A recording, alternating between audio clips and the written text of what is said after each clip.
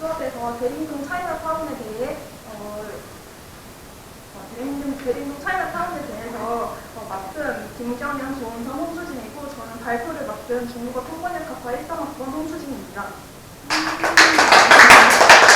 먼저 첫 부분에서 저희가 왜 대림동 차이나타운 위키를 만들게 되었는지를 설명을 하고 이 전체적인 위키 제작 과정이 어떻게 되었는지를 먼저 간략하게 설명을 하도록 하겠습니다.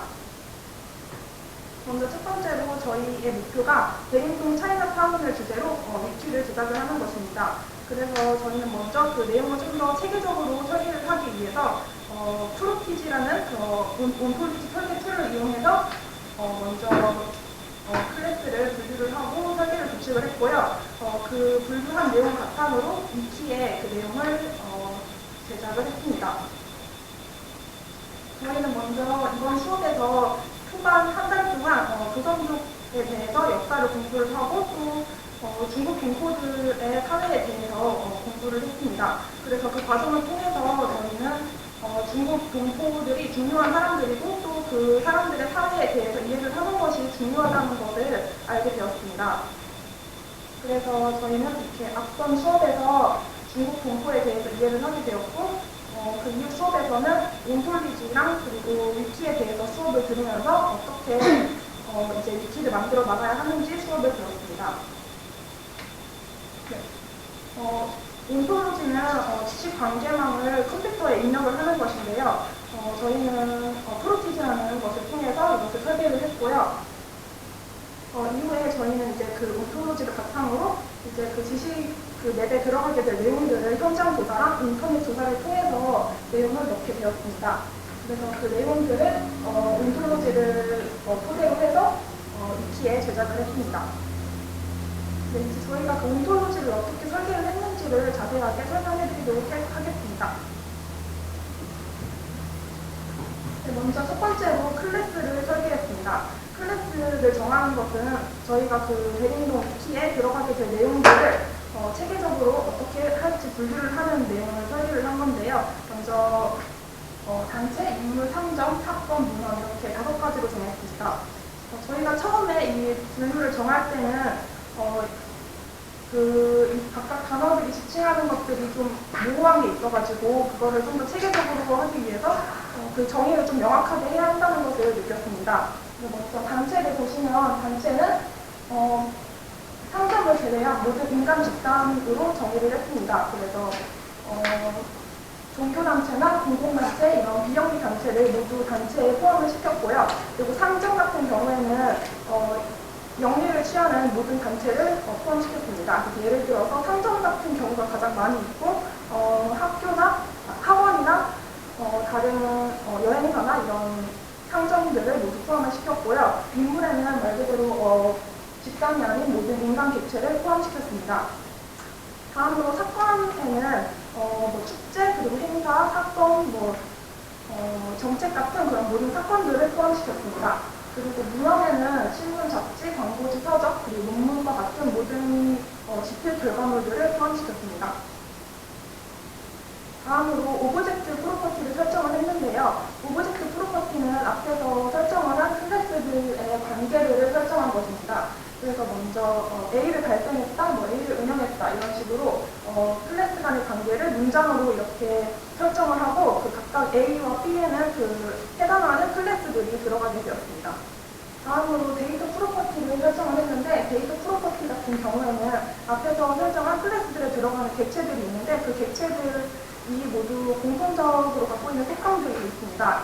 그래서 전화번호라든가 URL 이런 식으로 데이터 프로퍼티를 설정을 했습니다. 네, 이제 이것은 저희가 프로티지에 설계한 그 온톨로지의 내용입니다. 먼저 이 윗부분에 보시면은 단체, 문헌, 사건, 선점, 인물 이렇게 저희가 처음에 설계한 5가지의 클래스가 나와 있고요. 이 밑에를 보시면 오브젝트 프로퍼티가 나와 있습니다. 그래서 한 가지 예로 A는 B에 의해 발생된다라는 예를 먼저 설명을 드리면 A에 사건이 들어가게 돼서 어떤 사건은 어떤 인물에 의해서 발생된다, 혹은 어떤 단체에 의해서 발생된다, 혹은 어떤 상점에 의해서 발생된다 이런 식으로 클래스 간의 관계를 드러내게 됩니다. 다음으로 데이터 프로퍼티입니다. 데이터 프로퍼티는 각각의 그 클래스에 들어가는 객체들이 모두 정보를 가지고 있는데 공통적으로 갖고 있는 속성들을 좀 더 체계적으로 분류를 하기 위해서 만들었습니다. 그래서 전화번호를 먼저 예로 들어서 보여드리겠습니다. 전화번호 같은 경우에는 이 객체들 중에서 상점도 전화번호를 가질 수 있고 단체도 전화번호를 가질 수 있고 인물도 전화번호를 가질 수 있습니다. 하지만 인물 같은 경우에는 이 위키에 사용할 필요가 없고 또 개인정보도 있기 때문에 그냥 상점과 단체만 이렇게 해당하도록 클래스를 임명을 시켰고요. 그리고 전화번호라는 정보가 유형이 숫자의 나열이기 때문에 그 정보들이 뭐 숫자인지 문자인지 뭐 또는 다른 유형인지를 이 아래 부분에 이렇게 입력을 했습니다. 네, 그래서 여기서 그 위에 있는 온토 그래프라는 부분을 누르면 저희가 설계한 그 클래스들 간의 관계망이 이렇게 시각화되어서 저희가 볼 수 있었습니다. 네, 이렇게 저희가 온톨로지를 통해서 내용을 설계를 했고 그 내용을 위키에 적용을 한 부분입니다. 먼저 처음에 저희가 정한 클래스 같은 경우에는 이 윗부분에 보시면 위키에서 목차라는 부분에 이렇게 적용이 되었습니다. 그래서 상점, 인물, 단체, 사건, 민원이 이렇게 적용이 되게 되었고요. 다음으로 오브젝트 프로퍼티 같은 경우에는 그 위키 페이지마다 맨 아랫부분에 관련 항목이라는 부분이 있었습니다. 그래서 그 부분에 그 객체가 어떤 다른 객체들과 연관을 갖고 있는지가 이렇게 관련성을 드러내게 되었고요. 그리고 마지막으로 데이터 프로퍼티 같은 경우에는 위키 페이지의 그 오른쪽 부분에 위키 명함이라는 부분이 있습니다. 그래서 그 부분에 그 데이터 프로퍼티에 들어가는 내용들, 예를 들어 상점 같은 경우에는 뭐 사업자 번호, 계정일, 회전일, 전화번호 URL 같은 경우가 이렇게 명함으로 들어가게 되었습니다. 네, 그리고 저희가 이제 이 온톨로지를 통해 내용을 설계한 것을 바탕으로 이제 위키에 적용을 하는데 그 내용들이 아직 충실하지 않기 때문에 현장 조사를 먼저 진행하도록 하였습니다. 네, 저희가 5월 18일 날 현장 조사를 했는데 그 전에 현장 조사를 가기 전에 먼저 사전 인터뷰를 통해서 좀 더 수월하게 현장 조사를 하려고 했습니다. 그래서 먼저 송혜연 교수님께 사전 인터뷰를 했습니다. 송혜연 교수님은 중국 동포 출신으로 대림동 중국 동포에 대해서 인터뷰를 예전에 하신 적이 있다고 하셨습니다. 그래서 어떤 조언을 얻을 수 있는지 인터뷰를 했는데 교수님께서 먼저 대림동 사회에 대해서 인터뷰를 하기 전에 중요한 인물들을 먼저 좀 소개를 해주시고 그리고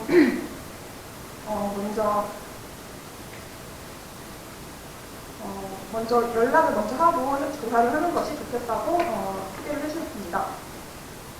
다음으로 김우경 교수님께도 사전 인터뷰를 했는데 김우경 교수님 같은 경우에는 클래스별로 들어갈 객체들이 있는데 그 객체들을 저희가 인터넷만으로 찾기에는 좀 어떤 것이 중요한 것인지 확실하지가 않았습니다. 그래서 교수님이 중요한 인디비주얼이 어떤 것이 있는지를 소개를 해주셨습니다. 그래서 주로 상점, 단체, 인물 같은 그런 서로 연계성이 있는 경우가 어떤 것이 있는지 그 연계성이 많은 것을 위주로 어떤 객체가 있는지 소개를 해주셨습니다. 네, 그래서 이렇게 사전 인터뷰를 통해서 현장 조사에 대해서 조언을 얻었고 또 클래스 간의 연계성 있는 인디비주얼에 어떤 게 있는지를 소개를 많이 받았습니다. 네, 다음으로 저희가 이 내용을 바탕으로 현장 조사 목표를 세운 내용입니다. 총 4가지였는데 먼저 첫 번째로 오브젝트 프로퍼티에 해당하는 관련 항목을 채우는 것을 목표로 했고요. 그리고 데이터 프로퍼티에 해당하는 그 오른쪽에 있는 위키 명함 부분을 최대한 채우는 것을 목표를 했고 또 그 밑에 내용들에 들어갈 사진을 최대한 상점의 경우에는 메뉴판이라든지 그리고 인물 같은 경우는 인물 사진을 이렇게 찍기로 목표를 잡았고요. 마지막으로 인터뷰를 통해서 인터넷이나 논문 자료에서 찾을 수 없는 또 다른 많은 정보들을 최대한 얻어오는 것을 목표로 잡았습니다. 그래서 현장조사 목표를 정한 것을 토대로 현장조사 양식을 저희가 이렇게 만들었습니다. 저희가 정한 클래스인 단체, 상점, 인물, 사건, 정책, 사건, 문화 이렇게 5가지를 각각 현장조사 양식을 만들었고요.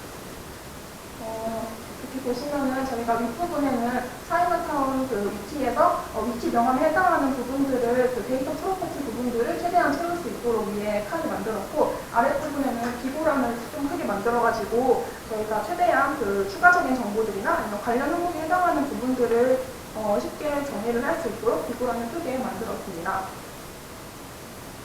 네, 그래서 저희가 이 만든 성장조사 양식을 가지고 그 인터뷰를 통해서 얻은 내용들을 정리한 내용이고요. 네, 저희가 이렇게 5월 18일날 현장조사를 마쳤는데 현장조사를 통해서 저희는 차이나타운, 대림동 차이나타운에 대해서 이해를 조금 더 하게 되었습니다. 그래서 크게 두 가지로 정리를 할 수 있었는데 먼저 차이나타운에서 중국 동포 사회에서 중국 동포를 위해서 일하는 사람들은 모두 주로 여러 가지 단체들이 있는데 그 단체들의 단체장 같은 것을 모두 겸임하고 있는 경우가 많았습니다.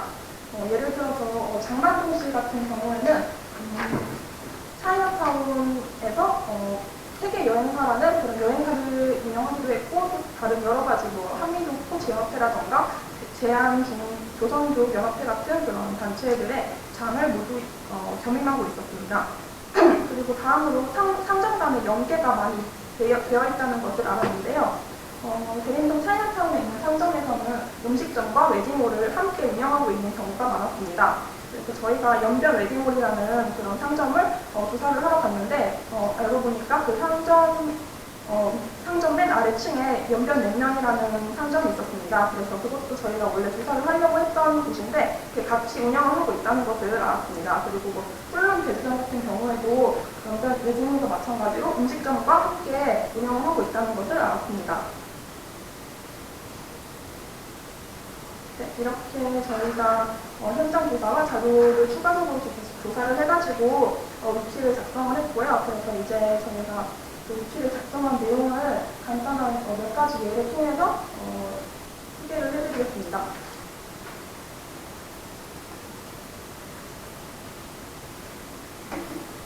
네, 이게 저희가 만든 대림동 차이나타운 위키 페이지입니다.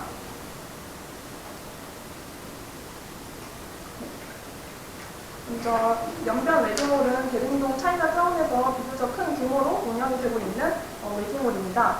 그래서 이 웨딩홀에서는 많은 중국 동포들이 예식을 올리고 있고 이 사람들이 조선족 전통 예식 문화와 현대식 예식 문화가 어우러진 그런 예식을 할 수 있는 그런 웨딩홀이라고 합니다.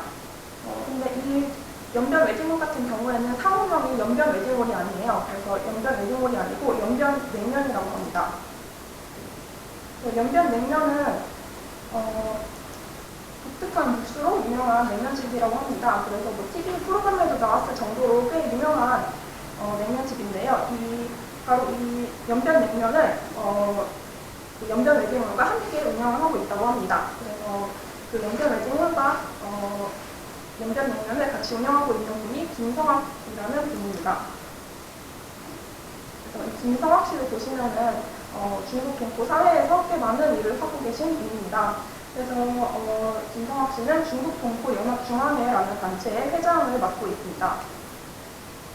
중국 동포 연합중앙회는 김성학 회장에 의해 운영되고 있고 중국 동포들이 내국인들과 교류를 통해서 그 중국 동포의 문화를 어떻게 개성 발전시켜 나가야 하는지를 목표로 하는 그런 단체라고 합니다. 이 단체는 2014년에 설립이 되어가지고 아직 그렇게 오래된 단체는 아닌데 중요한 축제를 개최를 하고 있다고 합니다. 그래서 그 축제가 바로 중국 동포 민속문화대 축제입니다. 중국 동포 민속문화대 축제는 한정수교 22주년을 맞아서 중국 동포의 날이 제정이 됐는데 그때 같이 열리게 된 축제라고 합니다. 그래서 이 중국 동포의 날을 보시면 중국 동포의 날은 한중 동포 신문, 중국 동포타운 신문, 동북아 신문 이렇게 세 언론사가 함께 발의를 해가지고 제정을 하게 된 기념일이라고 합니다. 중국 동포의 날이 제정이 된 것도 한중 수교가 이루어진 후에 시간이 많이 흘러서 중국 동포 사회가 우리나라에 되게 크게 형성이 되기 때문에 생긴 건데요. 그래서 먼저 한중 수교에 대해서 소개를 해드리도록 하겠습니다. 한중 수교는 1992년 8월 24일에 중국과 한국이 국교를 정상화한 일을 말합니다. 그래서 한중수교의 영향으로 많은 중국 동포들이 코리안 배경을 가지고 한국으로 들어오게 되었고, 그래서 그 이후로 이제 중국 동포 사회가 본격적으로 커지게 되었다고 합니다. 이 한중수교와 그 한중수교의 영향에 대한 이야기가 황하의 물결이라는 그 문헌에 잘 수록이 되어 있습니다. 그 황하의 물결은 저자 최한규 씨가 중국인들을 위해서 대림동을 위주로 많은 사업을 하신 분인데, 그분이 어떻게 중국인과 중국 동포를 위한 일을 했는지에 대해서 내용이 나와 있는 그런 책입니다. 그래서 이 저자 최한규 씨에 대해서 소개를 해드리겠습니다. 네, 이 저자 최한규는 한국인인데 서울 중국인 교회를 설립을 한 분으로 중국 동포들을 위해 한국인인데 많은 일을 하고 계신 분이라고 합니다. 네, 이렇게 대림동 차이나타운이 이렇게 많은 교체들 간의 관련성을 가진 그런 하나의 큰 사회라고 저희는 알게 되었습니다. 네, 이렇게 저희가 차이나타운 위키를 모두 완성을 했고요. 저희가 차이나타운 위키를 제작을 하면서 느낀 점을 소개를 해드리도록 하겠습니다.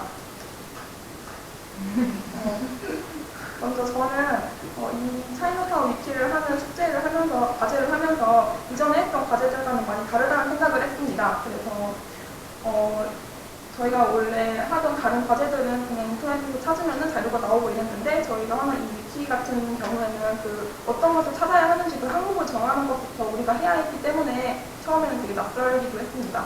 하지만 그런 것을 정하는 것부터 해서 대림동이라는 사회에 대해서 이해를 많이 할 수 있다는 것을 느꼈습니다. 그리고 다음으로 김변화하고는 이전 학기에서 온톨로지를 배웠는데, 그 이후에 또 하면서 온톨로지라는 소프트웨어에 대해서 좀 더 특별함을 놀라게 되었고, 또 그 새로운 시스템을 배우는 것에 대해서 그것이 위키에 필요한 것을 잘 느꼈다고 합니다. 그리고 마지막으로 조원선하고는 온톨로지를 통해 설계 작업부터 위키 항목을 세세히 채우는 것까지 작년에 했던 것보다 더 자세히 배웠기 때문에 더 많이 알게 되었다고 해서 대림동에 관해서도 많이 알게 되었다고 했습니다. 네, 저희가 준비한 내용은 여기까지고요. 질문이 있으시면 해주시기 바랍니다. 없으시면 발표를 여기서 마치겠습니다.